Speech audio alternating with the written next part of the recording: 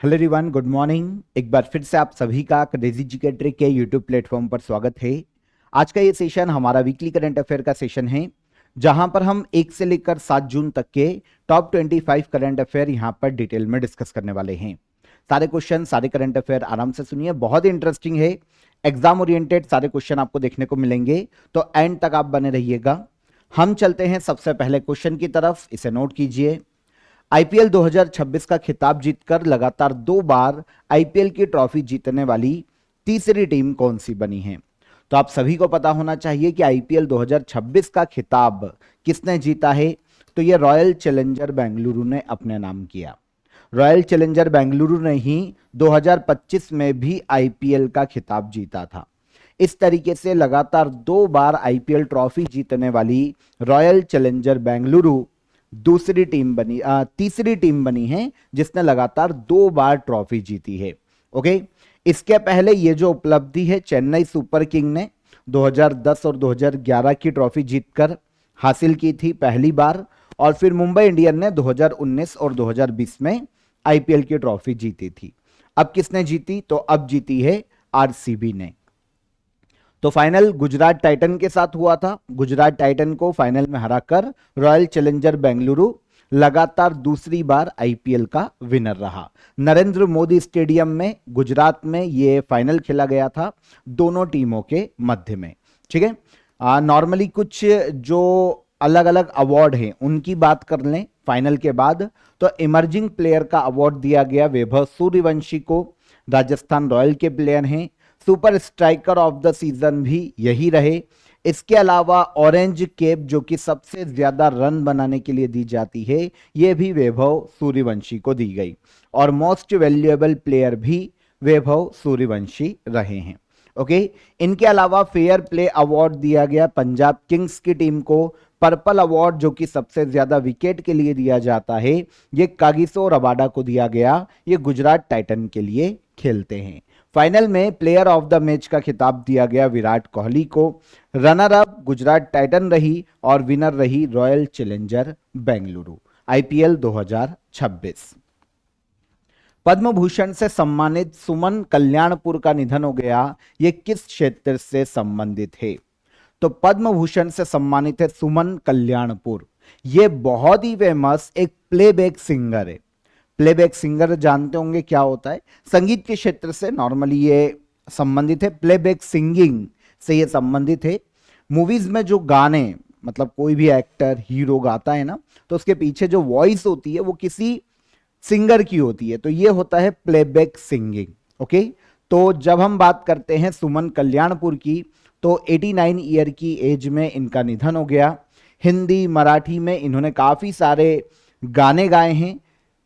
संगीत के क्षेत्र में इनकी उपलब्धियों के लिए 2023 में इनको पद्म भूषण से सम्मानित किया जा चुका है। हिंदी, मराठी, गुजराती, बंगाली, पंजाबी, भोजपुरी, काफी अलग अलग लैंग्वेजेस में इन्होंने गाने गाए हैं।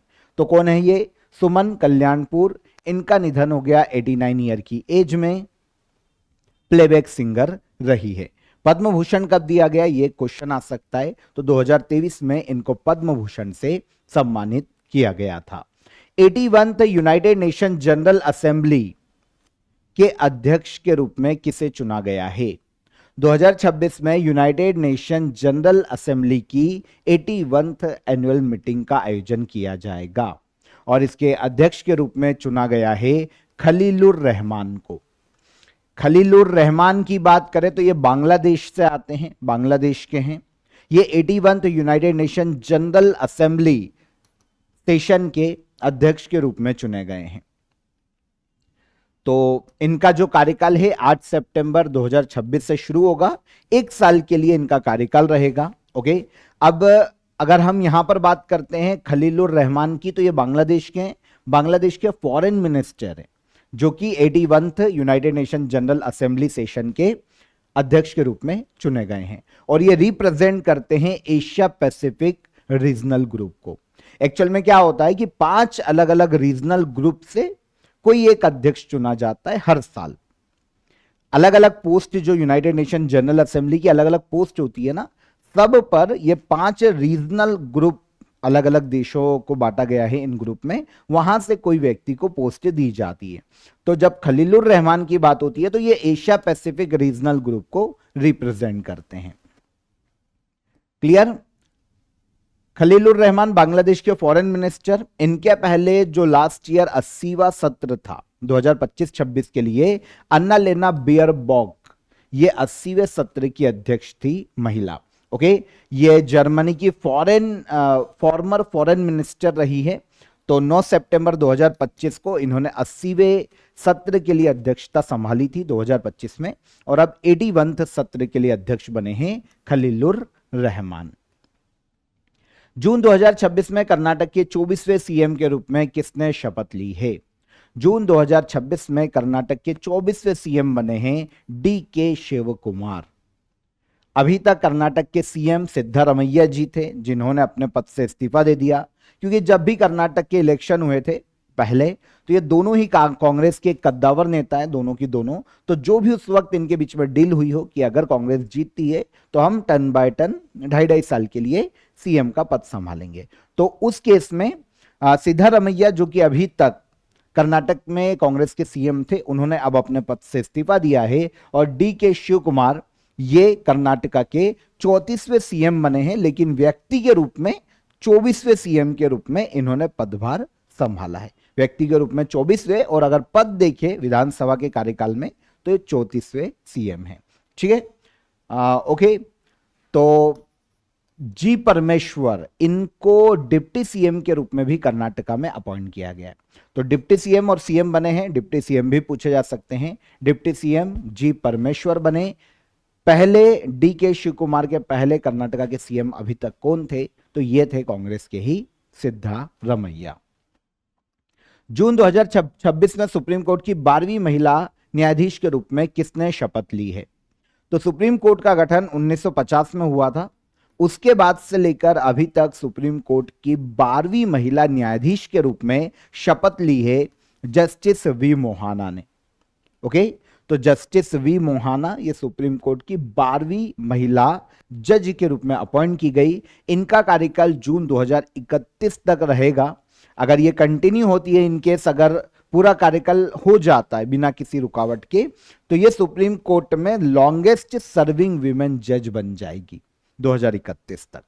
ओके, तो 12वीं महिला न्यायाधीश बनी है सुप्रीम कोर्ट में justice V Mohanna. Supreme court के 76 ईयर के इतिहास में बार से सीधे चुनी जाने वाली दूसरी महिला जज है। वकीलों का जो बार एसोसिएशन होता है वहां से। इनके पहले 2018 में केवल इंदु मल्होत्रा थी जो कि बार से सीधे चुनकर आई थी, और अब दूसरी ऐसी महिला बनी है जस्टिस वी मोहाना। तो इनकी नियुक्ति के बाद अब सुप्रीम कोर्ट में जजेस की संख्या 37 हो गई है। वैसे स्ट्रेंथ देखें तो 38 जजेस की स्ट्रेंथ है सुप्रीम कोर्ट में।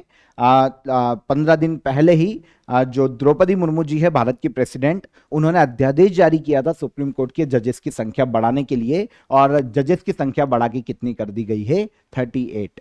तो अब जब जस्टिस वी मोहाना की नियुक्ति की गई तो अभी 37 जज हो गए हैं टोटल। एक पद और खाली है, अगर वो भी भरा जाता है तो कंप्लीट हो जाएंगे। When Audit Matters, CAG Intervention That Made a Difference पुस्तक के लेखक कौन है? When Audit Matters, इस बुक को लिखने का श्रेय दिया जाता है विनोद रॉय को। विनोद रॉय भारत के पूर्व CAG रह चुके हैं, कंट्रोलर एंड ऑडिटर जनरल रहे हैं भारत के पूर्व। इंडियन कॉन्स्टिट्यूशन का आर्टिकल 148 जो है वो कंट्रोलर एंड ऑडिटर जनरल, नियंत्रक एवं महालेखा परीक्षक पद की बात करता है। तो विनोद रॉय भारत के पूर्व नियंत्रक और महालेखा परीक्षक रहे हैं। तो इनकी रिसेंटली एक बुक को भारत के 15वें वाइस प्रेसिडेंट CP राधाकृष्णन ने लॉन्च किया है। बुक का नाम है when audit matters, CAG intervention that made a difference. इस बुक में जो सीनियर ऑडिट ऑफिसर्स हैं उनके अनुभव, CAG के पद पर कैसा अनुभव रहा विनोद रॉय का, इनके बारे में विनोद रॉय ने अपनी पुस्तक में लिखा है। 2008 से 2013 तक CAG रहे हैं विनोद रॉय, और इन्हीं की बुक को रिसेंटली लॉन्च किया गया। ठीक है, डेनमार्क के प्रधानमंत्री के रूप में लगातार तीसरी बार किसे नियुक्त किया गया है? डेनमार्क जो कि एक यूरोपियन कंट्री है, कोपेनहेगन इसकी कैपिटल है, इसकी लगातार तीसरी बार पीएम के रूप में अपॉइंट किया गया है मेटे फ्रेडरिक्सन को। यह है मेटे फ्रेडरिक्सन, डेनमार्क की लगातार तीसरी बार पीएम बनने वाली महिला है। ठीक है, मार्च 2026 में इलेक्शन हुआ था, हालांकि उस वक्त किसी भी पार्टी को मेजोरिटी नहीं मिली थी, तो अब कोalition गवर्नमेंट बनी है और एक बार फिर से डेनमार्क की लगातार तीसरी बार पीएम बनी मेटे फ्रेडरिक्सन। विश्व पर्यावरण दिवस 2026 की थीम क्या है? वर्ल्ड इन्वायरमेंट डे 2026 मनाया कब जाता है? वर्ल्ड इन्वायरमेंट डे तो यह मनाया जाता है हर साल 5 जून को। कब मनाया जाता है? 5 जून को। 2026 में inspired by nature for climate for our future ये थीम रखी गई है वर्ल्ड इन्वायरमेंट डे की। ठीक है, तो आंसर हो जाएगा answer C. World environment day की थीम है ये। 5 जून को हर साल वर्ल्ड इन्वायरमेंट डे मनाया जाता है। एक्चुअल में इन्वायरमेंट कंजर्वेशन के लिए पहला सबसे बड़ा जो वैश्विक सम्मेलन हुआ था वो 1972 में हुआ था। इसे स्टॉकहोम सम्मेलन के नाम से जाना जाता है। स्वीडन के स्टॉकहोम में इसका आयोजन किया गया था। तो स्टॉकहोम सम्मेलन के नाम से यह आयोजित हुआ था 1972 में। 5 जून को इसका आयोजन किया गया था और यहीं पर यूनाइटेड नेशन इन्वायरमेंट प्रोग्राम की भी शुरुआत की गई थी। यह संस्था भी बनी थी, तो इसीलिए 5 जून को वर्ल्ड इन्वायरमेंट डे के रूप में मनाया जाता है। Inspired by nature for climate for our future ये थीम है 2026 में वर्ल्ड इन्वायरमेंट डे की। भारत की 100वीं रामसर साइट कौन घोषित की गई है? इंडिया की 100वीं रामसर साइट बनी है तुरहा ताल, जो कि जयप्रकाश नारायण बर्ड सेंचुरी में देखने को मिलती है। तो भारत की 100वीं रामसर साइट के रूप में सुरहा ताल को मान्यता दी गई है। किस राज्य में आती है? क्वेश्चन ये इंपॉर्टेंट है। तो सुरहा ताल हमको देखने को मिलता है भारत उत्तर प्रदेश राज्य में। उत्तर प्रदेश के बलिया जिले में जयप्रकाश नारायण बर्ड सेंचुरी में सुरहा ताल देखने को मिलती है। एक्चुअल में जो वेटलैंड होते हैं ना, देखिए वेटलैंड कंजर्वेशन के लिए ही किसी भी प्लेस को रामसर साइट का दर्जा दिया जाता है, आर्द्र भूमि संरक्षण के लिए। तो ऐसी आर्द्र भूमियों को, क्योंकि ये बायोडाइवर्सिटी इकोसिस्टम के लिए बहुत ही इंपॉर्टेंट होती है, इसलिए इनका कंजर्वेशन किया जाना चाहिए। तो ऐसे जो वेटलैंड होते हैं उनको रामसर साइट घोषित किया जाता है। तो जब हम बात करते हैं सुरहा ताल, जो कि जयप्रकाश नारायण बर्ड सेंचुरी में उत्तर प्रदेश में, ये माइग्रेटरी बर्ड के लिए जानी जाती है। एक जो बर्ड इकोसिस्टम है उसके लिए बहुत ही इंपॉर्टेंट है, इसीलिए इसे भारत की 100वीं रामसर साइट के रूप में मान्यता दी गई है उत्तर प्रदेश के बलिया में। अब हमारे पास टोटल अभी 100 रामसर साइट है। इसके पहले 99th रामसर साइट अप्रैल 2026 में शेखा झील पक्षी अभ्यारण्य बनी थी। ओके, तो शेखा झील पक्षी अभ्यारण्य ये उत्तर प्रदेश के अलीगढ़ में, ये 99th रामसर साइट थी। और उसके पहले फरवरी में 2 एक साथ घोषित की गई थी, पटना बर्ड सेंचुरी भारत की 97th रामसर साइट और छारी ढांड वेटलैंड भारत की 98 रामसर साइट। तो ये 2 फरवरी 2026 में एक साथ जुड़ी, 98 हो गई, फिर 99 अप्रैल में जुड़ी और अब जून में जुड़ी है 100वीं रामसर साइट। आज के ऑफर ऑफ द डे में आप सभी सिविल सर्विसेज की एग्जाम के लिए इंटरनेशनल रिलेशन के हमारे बैच को ज्वाइन कर सकते हैं। यहां पर देखिए इंडिया की फॉरेन पॉलिसी को बहुत ही डेप्थ में डिस्कस किया गया है। इंडिया के दूसरे देशों से रिलेशन कैसे हैं, हिस्टोरिकल कॉन्टेक्स्ट कैसा है और करंट सिनेरियो या करंट इशू का इंडिया और वर्ल्ड पर ग्लोबली क्या इंपैक्ट पड़ने वाला है, वो सभी मुद्दे आपके यहां पर इजीली कवर करवाए गए हैं। तो यूपीएससी और स्टेट पीसीएस के अगर आप स्टूडेंट हैं तो आप इसे इजीली ज्वाइन कर सकते हैं। डिस्क्रिप्शन में मैंने आपको इसकी लिंक दे दी है, वहां पर क्लिक कीजिए और काफी अफोर्डेबल प्राइस में अभी के लिए आप इसे ज्वाइन कर सकते हैं। कोई भी आपकी क्वेरी है, कोई भी आपका डाउट है तो हेल्पलाइन नंबर पर आप कॉल कर लीजिए, हमारी सपोर्ट टीम आपकी मदद कर देगी। तो डिस्क्रिप्शन में लिंक है, क्लिक कीजिए और अवेल कीजिए।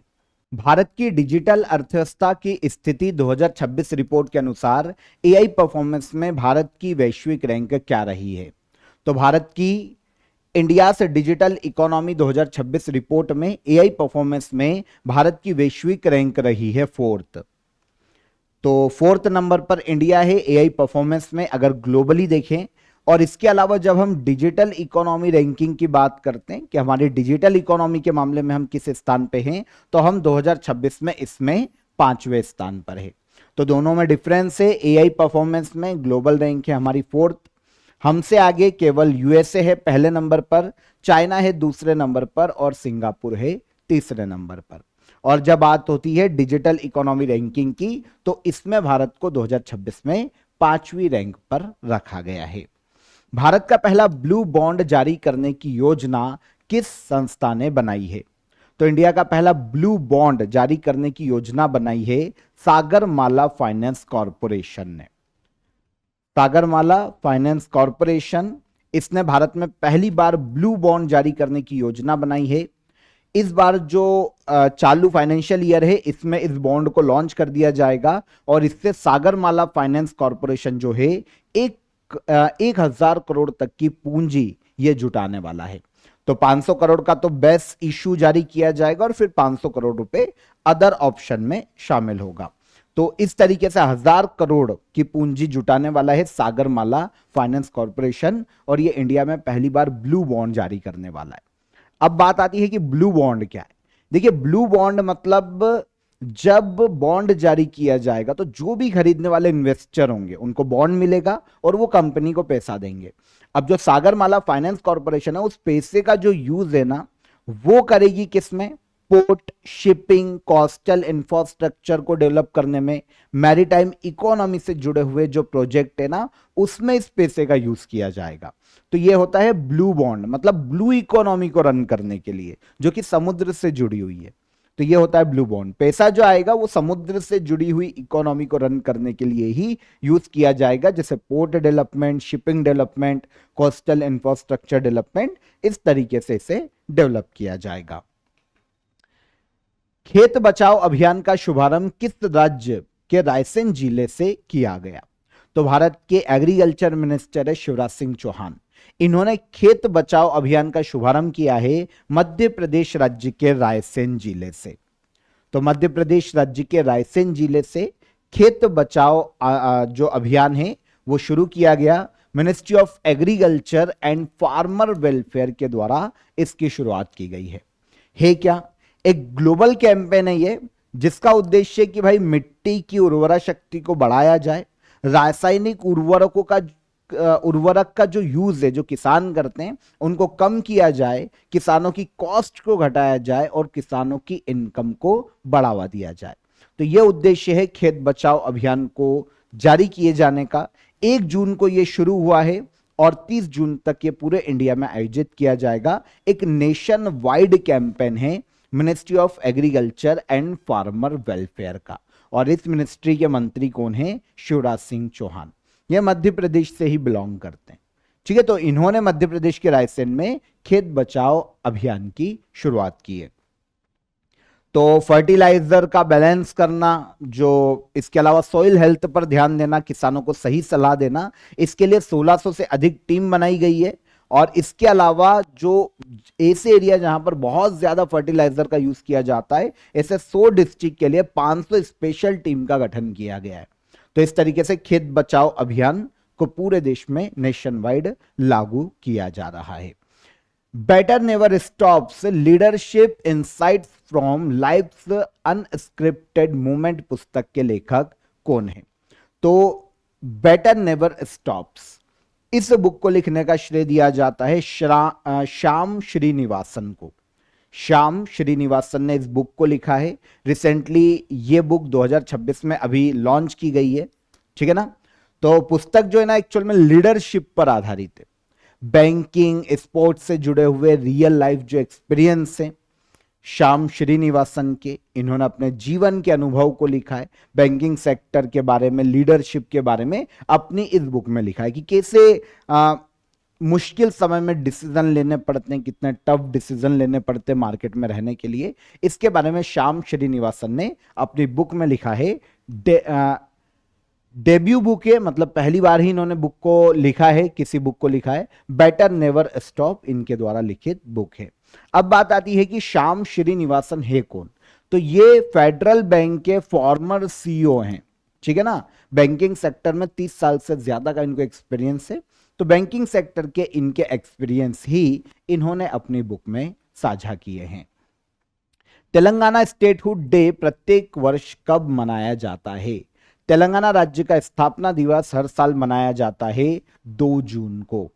तेलंगाना पहले आंध्र प्रदेश का पार्ट था, ठीक है, पर आगे चलकर 2 जून 2014 को आंध्र प्रदेश से अलग करके तेलंगाना राज्य का गठन किया गया था 2014 में।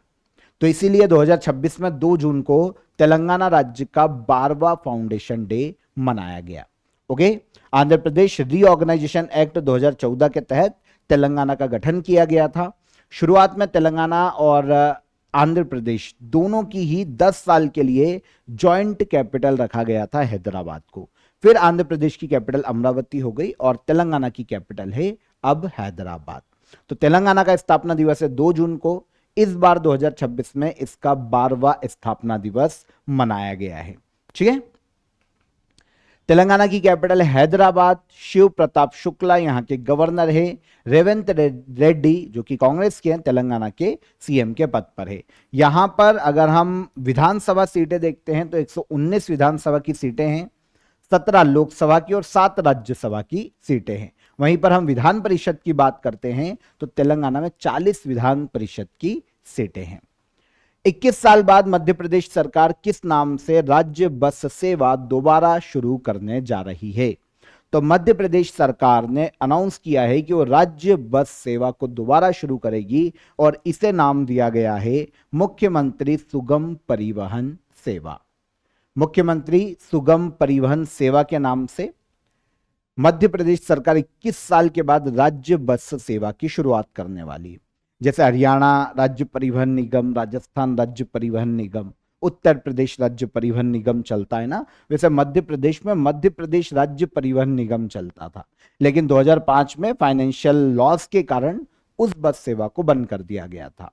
अब एक बार फिर से 21 साल के बाद मुख्यमंत्री सुगम परिवहन सेवा को शुरू किया जा रहा है। स्टेप बाय स्टेप इसकी शुरुआत की जाएगी। जुलाई अगस्त 2024 में पहले चरण से इसे शुरू किया जाएगा और इंदौर को मॉडल सिटी के रूप में चुना गया है। 3 तरीके की बस रूट संचालित की जाएगी। इंटरसिटी रूट, एक शहर से दूसरे शहर, इंट्रासिटी रूट, एक ही शहर में, और इंटर स्टेट रूट, एक राज्य से दूसरे राज्य। राज्य सरकार 5200 से अधिक बसेस चलाने वाली है और इंदौर के लिए 1688 बसें निर्धारित की गई है इंट्रासिटी रूट पर।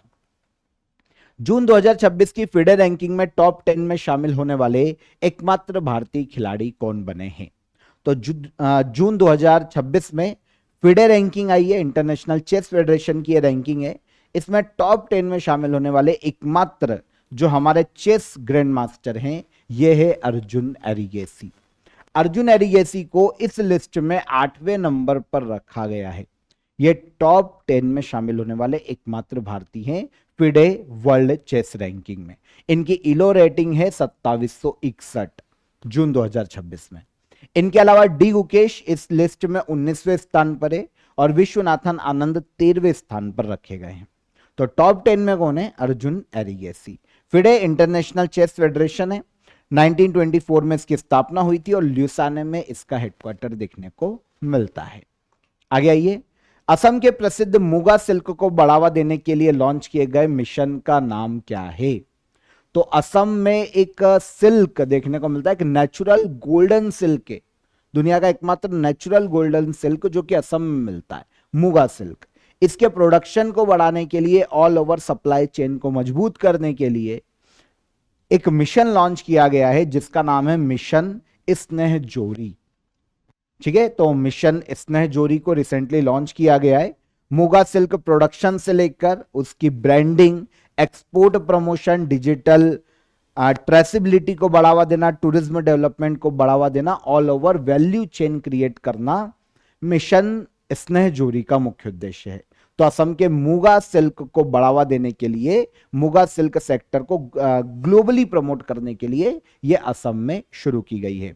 इसके लिए ऑलमोस्ट 400 करोड़ की लागत आने वाली है। 3 साल में 400 करोड़ रुपए इसमें इन्वेस्ट किए जाएंगे और क्लस्टर बेस्ड अप्रोच अपनाई जाएगी, मतलब पूरा पार्क डेवलप किया जाएगा, वहीं पर उगाई करना, वहीं पर प्रोडक्शन करना, फ्रेश करना, वहीं से मार्केटिंग करना, ब्रांडिंग करना, एक ही जगह पर मुगा सिल्क के लिए क्लस्टर बनाए जाएंगे। तो मुगा सिल्क दुनिया का एकमात्र नेचुरल गोल्डन सिल्क है, इंडिया का पहला जीआई टैग्ड सिल्क है जिसे 2007 में जीआई टैग दिया जा चुका है।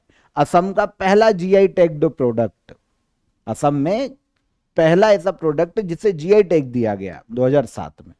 ओके, असम दुनिया का लगभग 90% मुगा सिल्क प्रोडक्शन करता है। तो इसी को बढ़ावा देने के लिए स्नेह जोरी मिशन को असम में लॉन्च किया गया। केंद्रीय माध्यमिक शिक्षा बोर्ड का नया चेयरमैन किसे नियुक्त किया गया है?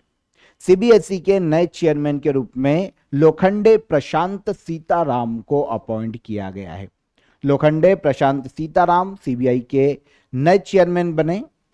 इससे पहले होम मिनिस्ट्री में एडिशनल सेक्रेटरी के रूप में कार्यरत थे, लेकिन अब इन्होंने राहुल सिंह को रिप्लेस किया है जो कि अभी तक सीबीएसई के अध्यक्ष थे। तो अब सीबीएसई के अध्यक्ष बने लोखंडे प्रशांत सीताराम। इसके अलावा वरुण भारद्वाज को सीबीएसई का नया चेयरमैन नियुक्त किया गया है। क्वेश्चन चेयरमैन या अध्यक्ष से आता है तो ये लोखंडे प्रशांत सीताराम है। CBSE central board of secondary education है, एजुकेशन मिनिस्ट्री के अंतर्गत ये कार्य करती है। 1929 में स्थापना, नई दिल्ली में हेडक्वार्टर, मिनिस्ट्री ऑफ एजुकेशन के अंतर्गत ये आती है। भारत का पहला मॉडल बॉर्डर विलेज किस गांव को बनाया जा रहा है? इंडिया का पहला मॉडल बॉर्डर विलेज ये बनाया जा रहा है चुमार विलेज को। चुमार विलेज की अगर लोकेशन देखिए तो ये लद्दाख में देखने को मिलता है। लद्दाख में भारत चीन बॉर्डर के निकट ये गांव मौजूद है जो कि 16,700 फीट की ऊंचाई पर है। यहां पर 24 परिवार रहते हैं और 24 परिवार में 91 लोग हैं। अब इस गांव को भारत का पहला मॉडल बॉर्डर विलेज बनाया जा रहा है। मतलब क्या हुआ? मतलब ये हुआ कि जितने भी बेसिक फैसिलिटी उन सभी को यहां पर डेवलप किया जाएगा। हेल्थ सेक्टर को मजबूत किया जाएगा, इंफ्रास्ट्रक्चर डेवलपमेंट किया जाएगा, सड़कें बनाई जाएगी, पानी की व्यवस्था की जाएगी, भोजन की व्यवस्था की जाएगी। इसके अलावा इंटरनेट, डिजिटलाइजेशन, सारी की सारी फैसिलिटी देंगे ताकि यहाँ के लोग माइग्रेट करके ना जाएं गांव खाली करके। तो ये इंडिया का पहला मॉडल बॉर्डर विलेज बनेगा। हेल्थ, अस्पताल, रोड और जो भी एजुकेशन सब यहीं पर दिया जाएगा। यहाँ पे जो अधिकतर लोग हैं ना इस गांव के, वो पश्मीना वुल प्रोडक्शन का काम करते हैं। तो इसीलिए चुमार गांव को चुना गया है वाइब्रेंट विलेज प्रोग्राम के तहत। ये भारत का पहला मॉडल बॉर्डर विलेज बनाया जा रहा है। किस राज्य में? लद्दाख। किस देश की सीमा के साथ सटा हुआ है? तो चाइना की बाउंड्री के साथ। महिलाओं की 57 किलोग्राम वेट कैटेगरी में वर्ल्ड नंबर 1 बॉक्सर कौन बनी है? तो वर्ल्ड बॉक्सिंग की एक रैंकिंग आई है, अलग अलग वेट कैटेगरी में रैंक किया गया है वर्ल्ड के बेस्ट बॉक्सर को। इसी में महिलाओं के 57 किलोग्राम वेट कैटेगरी में वर्ल्ड की नंबर 1 बॉक्सर बनी है जास्मिन लंबोरिया। जास्मिन लंबोरिया ये आती है हरियाणा राज्य से, world number 1 57 kilogram weight category में। और इनके अलावा हरियाणा की मीनाक्षी हुडा ये 48 केजी वेट कैटेगरी में वर्ल्ड नंबर 1 बॉक्सर बनी है। तो ये वर्ल्ड बॉक्सिंग की रैंकिंग है जो कि पूरे वर्ल्ड में बॉक्सिंग खेलों को रेगुलेट करने वाली संस्था है। इसके अलावा कुछ नंबर 2 रैंक पर भी अलग अलग कैटेगरी में इंडियन है, जैसे Arundhati Chaudhary 70 kilogram weight category में नंबर 2 रैंक पर है। Pooja Rani 80 kilogram weight category में नंबर 2 पर है। Nupur 80 plus KG weight category में नंबर 2 पर है। लेकिन नंबर 1 से ही पूछा जाना है तो इनको याद रखिएगा। Jasmine Lamboria 57 kilogram weight category और Meenakshi Hooda 48 kilogram weight category में नंबर 1 बॉक्सर हैं वर्ल्ड में, और दोनों भारत के हरियाणा राज्य से आते हैं। जेपी दास का निधन हो गया। वे किस भाषा के प्रसिद्ध साहित्यकार थे? जेपी दास उड़िया भाषा के एक बहुत ही फेमस साहित्यकार थे। इंटरेस्टिंग ये है कि ये आईएएस ऑफिसर रह चुके हैं। ठीक है, फेमस ओडिया साहित्यकार, कवि, नाटककार, पूर्व आईएएस ऑफिसर। 1958 में आईएएस में शामिल हुए थे। अलग अलग पदों पर अलग अलग जिलों में कलेक्टर रहे और फिर फाइनली इन्होंने वॉलेंटरी रिटायरमेंट ले लिया और उसके बाद फिर लेखन कार्य शुरू किया क्योंकि साहित्य में इनका रुचि थी। तो फिर उड़िया भाषा में इन्होंने काफी सारी कविता संग्रह लिखी है, काफी सारे नॉवेल लिखे हैं। ठीक है, तो ये है फेमस ओडिया साहित्यकार जिनका नाम है जेपी दास या जगन्नाथ प्रसाद दास। भुवनेश्वर में 90 ईयर की एज में इनका निधन हो गया। इनका जन्म ओडिशा के ही पुरी में हुआ था।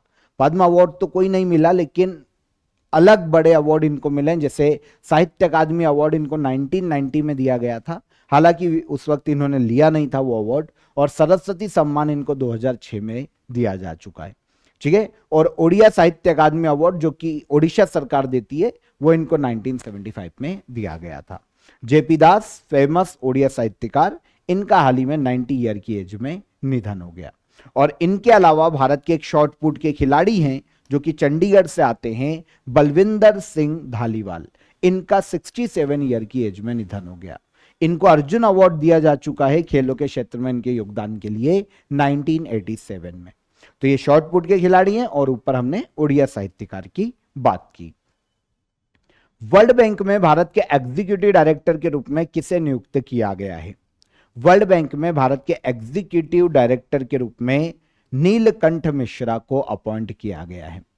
बहुत ही फेमस है नीलकंठ मिश्रा, ठीक है ना, एक फेमस इकोनॉमिस्ट है नीलकंठ मिश्रा, इंडियन है। इन्हें वर्ल्ड बैंक में एग्जीक्यूटिव डायरेक्टर अपॉइंट किया गया।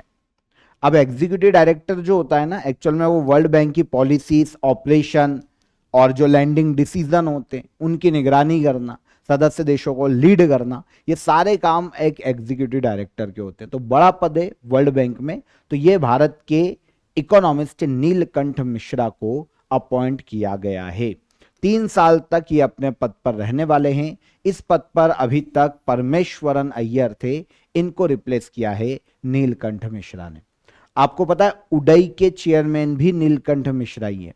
Unique identification authority of India, Bharat में आधार कार्ड को जो रेगुलेट करती है ना, इसके अध्यक्ष भी नीलकंठ मिश्रा ही है। फॉर्मर चीफ इकोनॉमिस्ट है एक्सिस बैंक के, पर इस पद को ये होल्ड कर रहे हैं, तो ये बहुत ही इंपॉर्टेंट है।